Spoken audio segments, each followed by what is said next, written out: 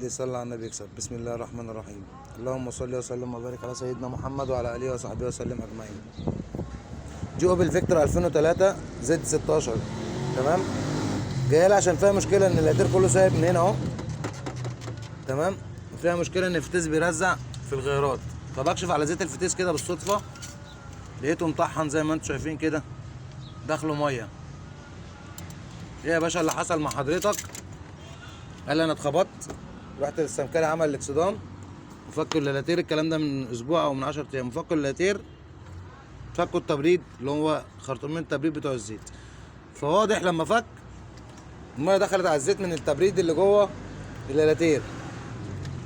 فلو سمحتوا خدوا بالكم من خراطيم التبريد بتاعه الفتيس اللي جوه اللاتير بتاعه الكولر، التبريد بتاع الفتيس اللي جوه اللاتير، عشان ما يبوظش الفتيس ونوصل للنتيجه دي كده ويرزع وينتش معاه. مستشفى العباسيه الاوبل دي. ان طبعا لكلامي هنا الزيت مش داخله ميه اهو في قلب الكولر.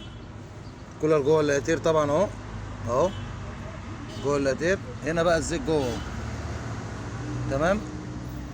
فده كده اللي خارج من الفتيس وده اللي داخل. لما بنيجي نفك بقى اللواكير دي، لما بنيجي نفكها بيبقى اللاتير كده بنعمل دقره للماسوره هنا عكس الاتجاه الحل.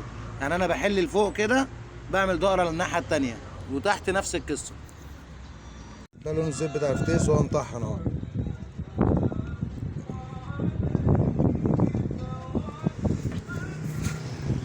ده اللاتير الجديد اهو. نعمل لها غسيل بقى بتاع ايه؟ تنظيف فتيس، دوره تنظيف زيت للفتيس.